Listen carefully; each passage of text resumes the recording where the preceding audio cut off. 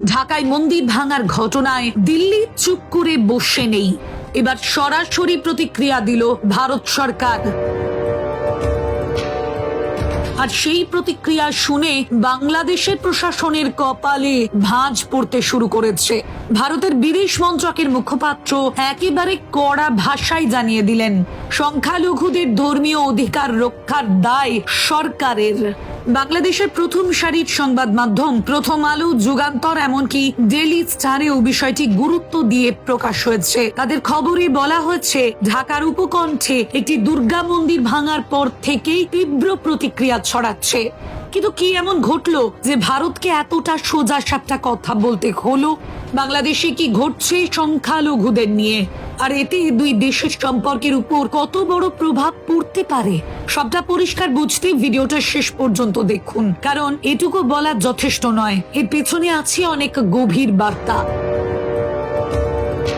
ঢাকার উপকণ্ঠে অবস্থিত একটি দুর্গা মন্দির সম্প্রতি ভাঙা হয়েছে বলে অভিযোগ উঠেছে। প্রথম আলো এবং যুগান্তরের খবরে বলা হয়েছে, স্থানীয় প্রশাসন জমি দখল মুক্ত করার অভিযানের সময় ওই মন্দিরটি ভেঙে ফেলে। তবে মন্দির কর্তৃপক্ষ স্থানীয় বাসিন্দাদের দাবি, এই জায়গায় বহু বছর ধরে মন্দিরটি ছিল, কোনো অবৈধ স্থাপনা নয়। ডেইলি স্টারের খবরে বলা হয়, মন্দির ভাঙার ঘটনাকে কেন্দ্র করে স্থানীয় হিন্দু সম্প্রদায়ের মধ্যে উদ্বেগ ছড়িয়েছে। সামাজিক মাধ্যমে ছবি ছড়িয়ে পড়ার পর থেকে বিষয়টি নিয়ে তোলপাড় শুরু হয়েছে।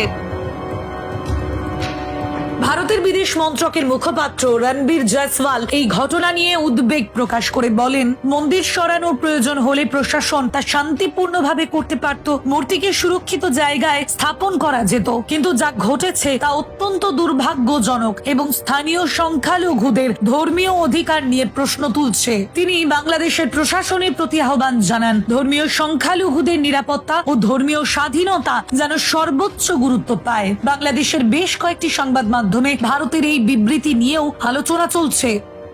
বাংলাদেশে ধর্মীয় সংখ্যালঘুদের অধিকার রক্ষা নিয়ে আন্তর্জাতিক মহলে বহুবার প্রশ্ন উঠেছে। বিডি নিউজ 24 এর পুরনো রিপোর্টে দেখা যায়, গত কয়েক বছরে দেশের বিভিন্ন জায়গায় মন্দির বা ধর্মীয় স্থাপনায় হামলার ঘটনা ঘটেছে। বাংলাদেশ সরকার বলছে, তারা সর্বোচ্চ চেষ্টা করছে সকল ধর্ম বর্ণের মানুষের নিরাপত্তায়। তবে এ ধরনের ঘটনা বারবার ঘটলে প্রতিবেশী ভারত উদ্বিগ্ন হওয়াটাই স্বাভাবিক বলে মনে করছেন বিশ্লেষকরা। ভারতের এই সাম্প্রতিক প্রতিক্রিয়া বিষয়টি শুধু বাংলাদেশ সীমিত রাখেনি, বরং আঞ্চলিক রাজনীতিতেও নতুন মাত্রা যোগ করেছে।